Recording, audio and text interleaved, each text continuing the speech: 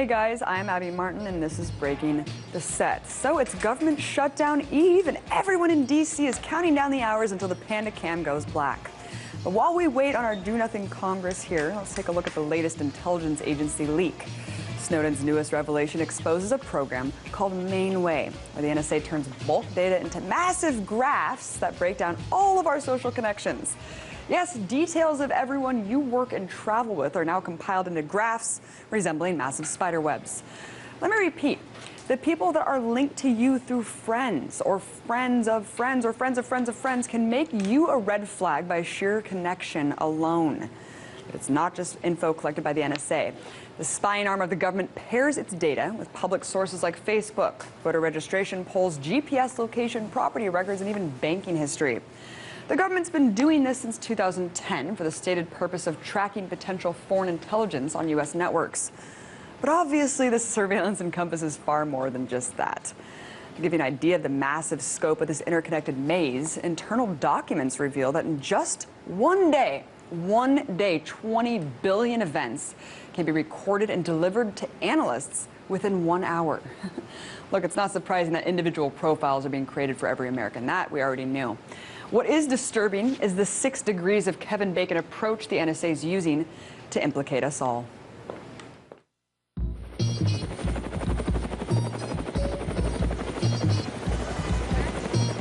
It was a terrible mistake, and we're working very hard to make up for it. And once again, we put something on the air that's a flat-out lie. Have you ever had sex with Governor Rick Perry? No, wait, do not answer that. I want you to watch what we're about to do because you've never seen anything like this on television.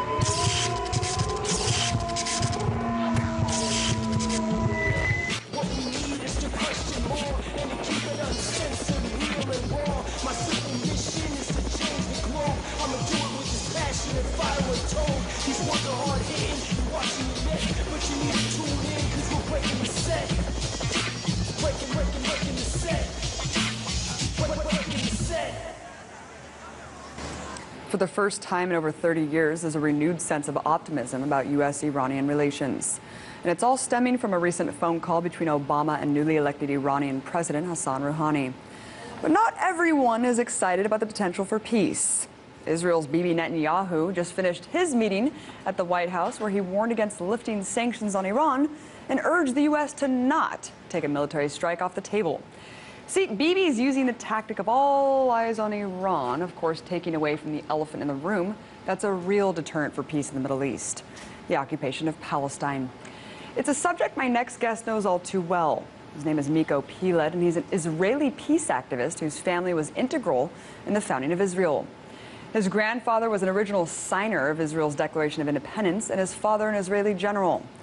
Growing up, Piled was raised to not question the Jewish state or its discrimination against Palestinian Arabs. Then in 1997, Piled's 12-year-old niece was tragically killed by a suicide bomber in Jerusalem.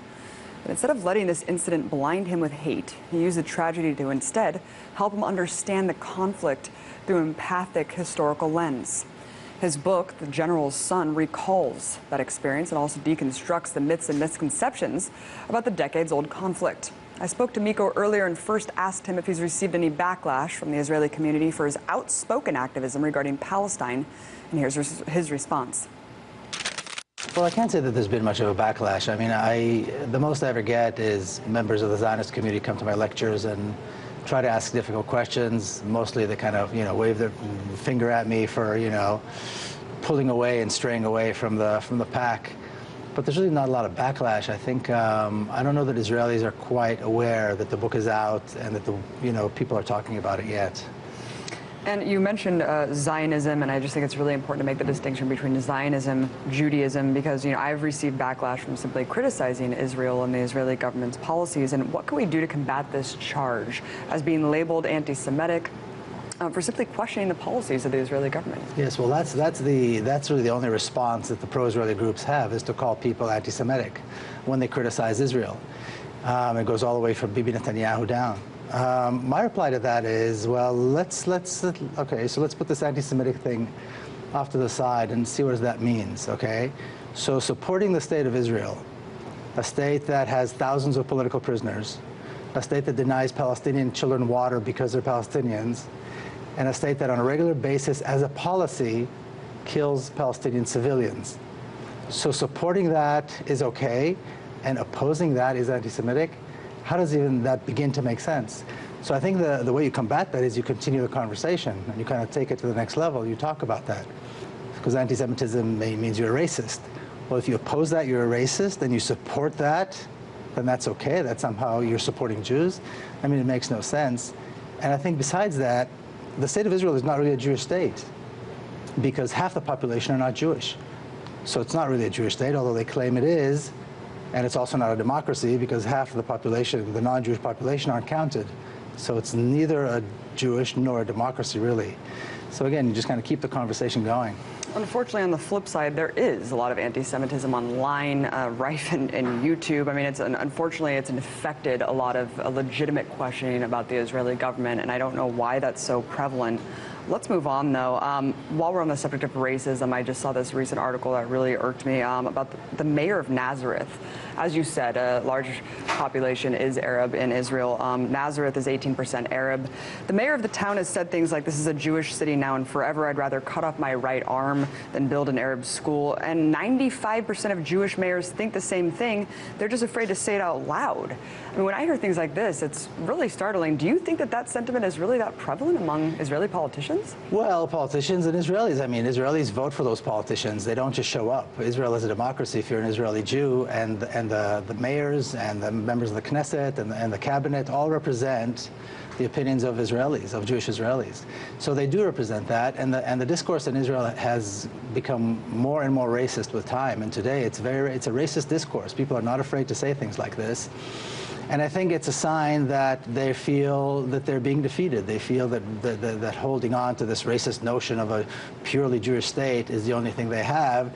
And I think they know very well that by all estimates, by 2020, there will be a Palestinian majority between the Mediterranean and the Jordan River.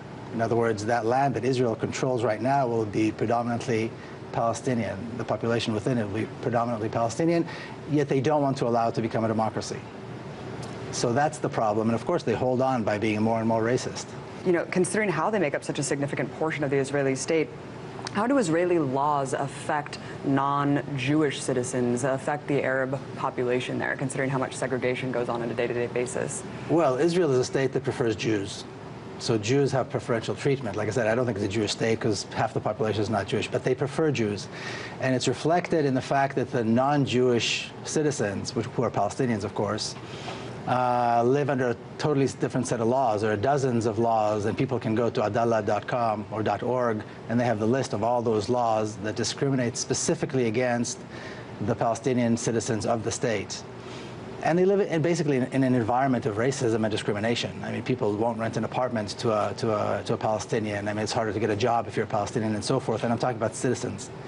And then you've got the Palestinians who have no citizenship. They live in the West Bank and Gaza, and even though they might live, I don't know, 50 yards away from an Israeli Jewish settlement, they're denied water, they're denied protection. The settlers, with the protection of the army, attack them, take their lands, destroy their homes, and so on. These are stories that I think people are familiar with.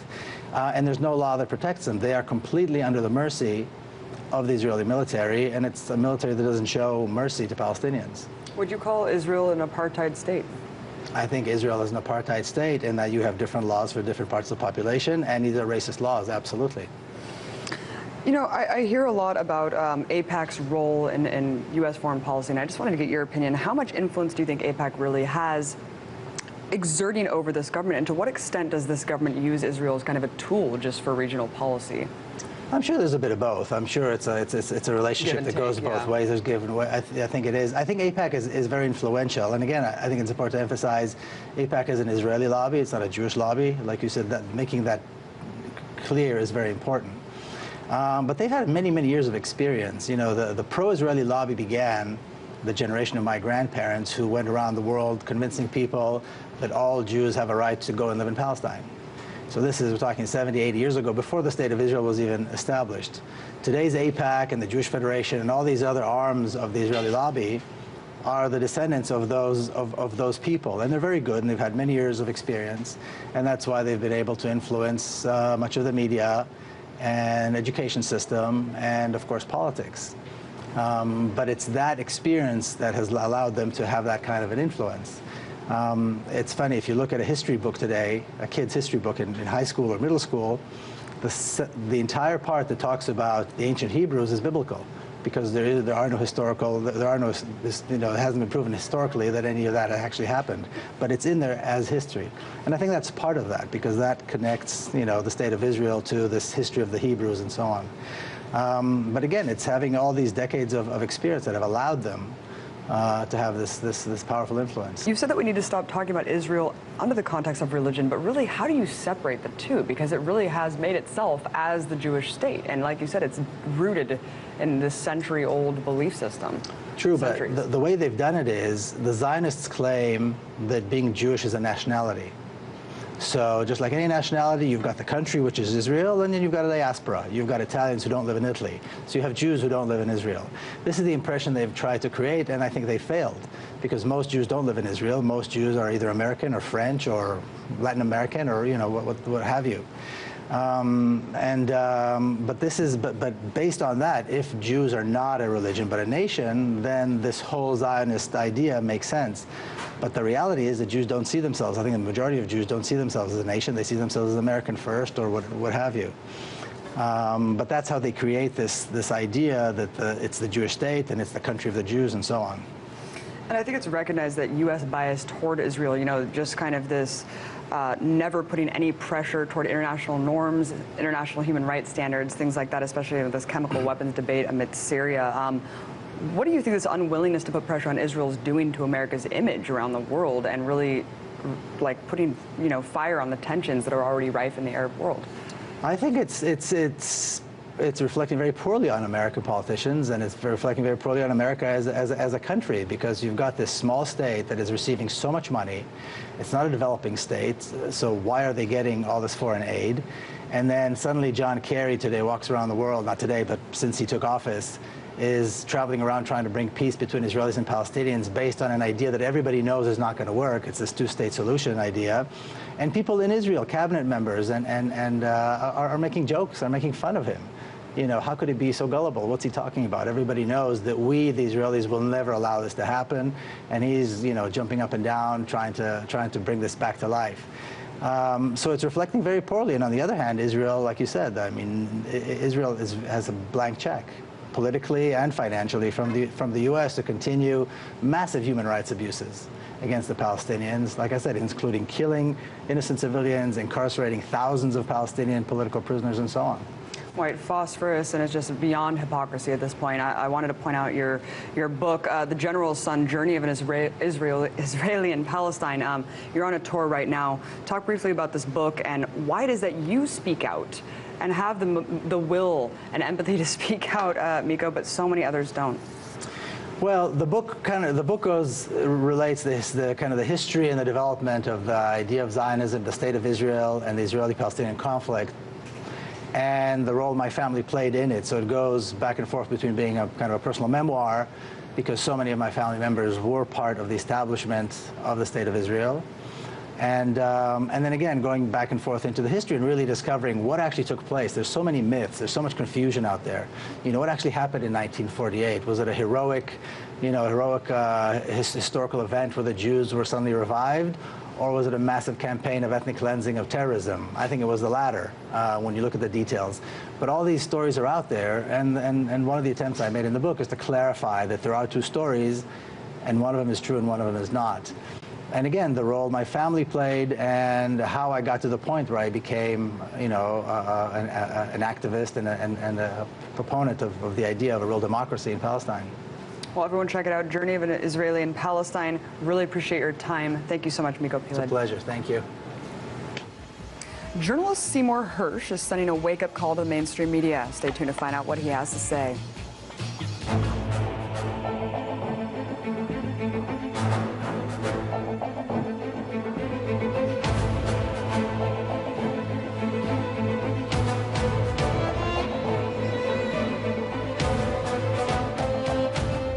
I would rather ask questions to people in positions of power instead of speaking on their behalf. And that's why you can find my show, Larry King Now, right here on RT.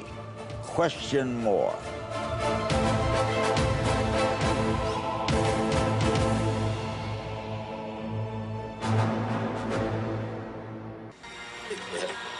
Five seconds.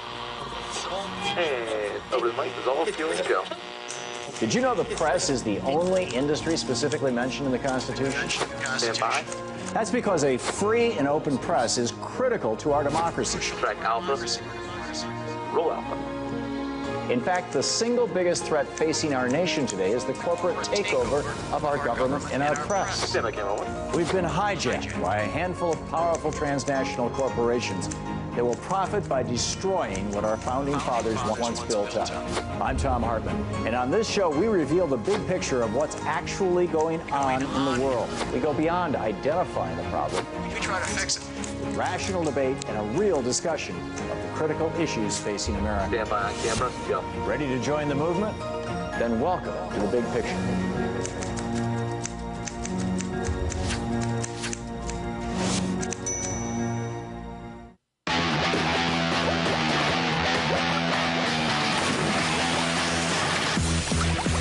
I often talk about the pathetic state of journalism in the U.S., and there's nothing better than getting that claim validated from one of the most renowned reporters in the world, Seymour Hersh, a man so ballsy and controversial that Republicans have deemed him the closest thing American journalism has to a terrorist. See, last week he had some explosive words to say to students at City University in London about the abysmal failure of the Fourth Estate. In comments published by The Guardian, Hersh lambasted the mainstream media for its strict compliance with the Obama administration narrative. He suggested that the only solution is to fire 90% of current editors across the country, effectively shutting down the entire corporate media apparatus. But Hersh didn't stop there. He also chastised journalists for wholeheartedly accepting the rationale of national security for every single foreign policy decision in a post-9/11 world. He also pointed to drone warfare as a prime example of journalists towing the line by asking, quote, how does Obama get away with the drone program? What's the intelligence? Why don't we find out how good or bad the policy is? Why do newspapers constantly cite the 2 or 3 groups that monitor drone killings? Why don't we do our own work? Great questions, Seymour. I often ask myself why we're faced with this false dichotomy of either troops on the ground or hellfire missiles raining down on civilian populations. As we know, drones have a 98% failure rate at catching high-level targets and cause enormous resentment among targeted populations. But instead of hearing this debate in the media, you'll just hear that drones are a necessary component of the war on terror. The media's coverage of Obama's drone war exemplifies how difficult it has become to challenge this administration compared to Bush's term. In fact, Hersh called out reporters for becoming stenographers that would rather work to re-elect the president than to challenge his authority. He goes on to say that our job is to go beyond the debate and find out who's right and who's wrong about the issues. That doesn't happen enough. The New York Times still has investigative journalists, but they do much more of carrying water for the president than I ever thought they would. See, Hersh has every right to call out the New York Times, considering how he used to be a reporter for this respected institution. And that's just one line on his exemplary resume. Over the course of his journalism career, Hersh has repeatedly shattered the political status quo to uncover the lies, distortions, and cover-ups perpetrated by the U.S. government. He's exposed everything from the murder of hundreds of Vietnamese civilians during the My Lai massacre to shedding light on the Abu Ghraib torture scandal. It's fair to say that he's devoted his entire career to defying corporate media's propensity to act as an echo chamber for the powerful, which is maybe why we should heed his daring claim that challenges the official bin Laden death narrative. According to Hersh, nothing's been done about that story. It's one big lie. Not a word of it is true. In fact, Hersh has put his journalism career on hold to release a book on national security and is devoting an entire chapter to the historical revisionism of the bin Laden killing.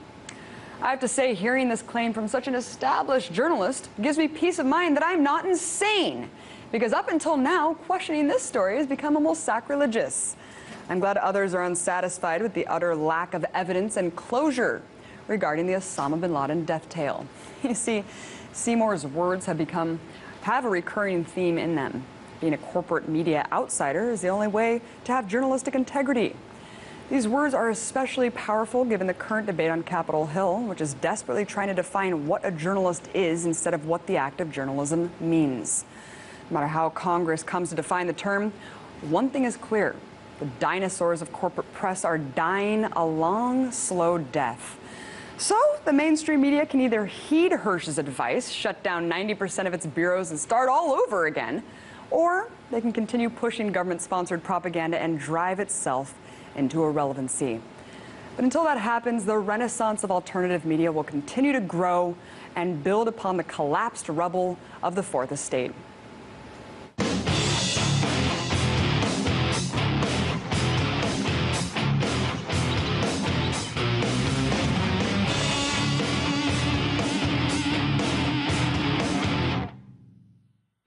With so much negative news to report, it's easy to overlook some of the more amazing technological advances happening in the world. In fact, most scientific innovations that do make headlines are about drones, sophisticated missile systems, or anything that can be used to spy or kill. However, scientific breakthroughs in fields other than death and destruction also deserve some recognition. From 3D printing to rewiring of the human brain, many of which was considered science fiction only 2 decades ago, is now reality and is changing the way we interact with the world. So to break down some of the most amazing ones, I'm joined by BTS producer Manuel Rapolo. I thought you were going to forget what my name was. I know, I was like, who are you? Standing in front of me. What's going on, man? How are you? So let's talk about some of this crazy stuff. I wanted to start with this headline that I actually don't understand at all. We froze light for an entire minute. It sounds crazy. I mean, I don't even know what that means. I can't comprehend it. Well, that makes two of us, because I saw this headline. I thought this was the coolest thing I've ever seen. Yeah. I have no idea how they're able to do this. The only practical purpose that I can see from freezing light is for data processing using light. I mean, we rely on so much.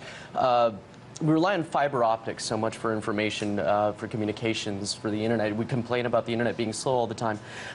Being able to freeze light, and keep in mind, it's such a ridiculous concept. It sort of defies everything that we've learned about what light is, whether it's a wave, whether it's a particle. And to do this, in the way they do it, they have this medium, which is an ultra-cold cloud of gas that they shoot these photons through with quantum particles. It's the smallest that a particle of light can go, and then it stops for up to 60 seconds, and it's absolutely ridiculous. And honestly, I have no idea what the practical purpose of it, other than you know, for revolutionizing communications in the future. It's an amazing. I want some. If I can freeze some light and keep it at, like, that's an amazing thing. It's an amazing. This is my frozen light in quantum mechanics, and it's definitely, you know, it's just transformative of everything that we had these preconceived notions about what light is and how it works, and photons and everything. And speaking of photons, in a related story I've been seeing all over the place, that scientists have recreated the lightsaber. No, actually, this is the biggest disappointment that I had today. I know see this such headline. A Star Wars fan. I know, and I was excited. I'm like, look, I could have been coming to work with a lightsaber in hand today, like a new era of civilized warfare with lightsabers. It would have been great. No, this is a completely misleading headline that is circulating all over the internet about how scientists have created a lightsaber. What they do, it's essentially the same as what we heard with that first story. They're shooting photons through this very special medium of ultra-cold gas. They were able to bring it down to almost absolute zero, which is negative 273 degrees Celsius, something very, very cold. And when you shoot these, using a laser, shooting these two little photons, they slow down, they don't stop, they come out the other end of the cloud as a single molecule. And what we've always learned in the past about photons, about light, is that light doesn't interact. Photons don't interact with each other, but they are in this experiment. So this is a completely transformative way of thinking about how light works. Now, is it a lightsaber? No. Just because these two little photons are interacting, it's a far cry from being a lightsaber. But you do have ultra-powerful lasers these days that can cut through pretty much anything. Nothing can stop them. Hey, I'm not discounting the possibility of anything in the future, considering how this next story is really crazy, especially for people who have seen Eternal Sunshine of the Spotless Mind. Involves navigating the human brain and actually zeroing in on some parts of your brain that can actually erase memories. I wanted to play a little clip from Eternal Sunshine for people who don't know. Why remember a destructive love affair? Here at Lacuna, we have perfected a safe, effective technique for the focused erasure of troubling memories. In a matter of hours, our patented non-surgical procedure will rid you of painful memories and allow you a new and lasting peace of mind you'd never imagined possible. So basically, by amplifying the activity of a gene called TET1, they can now erase memories. I mean, this is crazy. What potential could this have for the future? I mean, I think this is really great. The way that they did this experiment, they did it with mice, and what they're trying to do is they're trying to amplify this TET1 gene, right? So the mice that had it amplified, and they had this electrified cage, and they had just essentially had their memories written over, so that when they went back in the cage, they forgot that they had been electrocuted the last time, and they weren't fearful of it. So the practical aspect of this, if you have PTSD, if you've had some sort of traumatic experience, something really awful, and you can go in and just like in the clip that we just watched, you have some really horrible memory that you want to get rid of. But here's the whole like struggle with the eternal sunshine thing is like, do we really want to erase memories? I mean, that's part of being human. That's part of like learning, you know, life experiences, the good and the bad, and I think it's really also a scary application. And our memories are so fallible. It's true. Just the power of persuasion can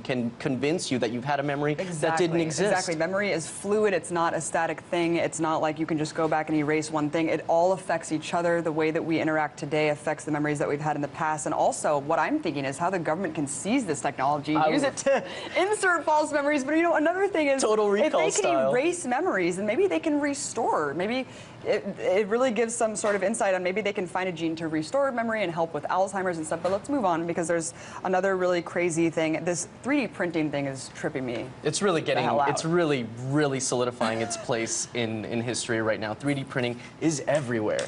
But yeah, no, here's the headline.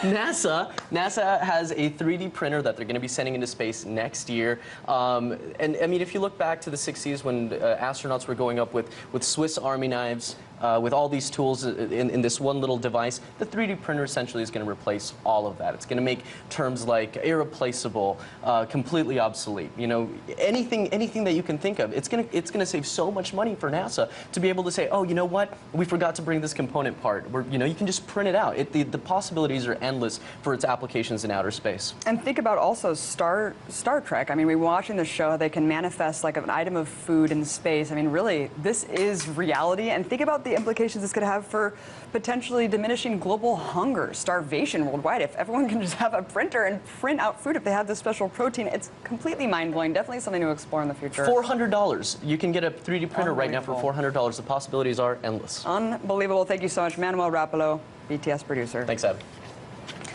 That's going to do it for us today, you guys. Thanks for joining our show. Have a great night. See you again tomorrow.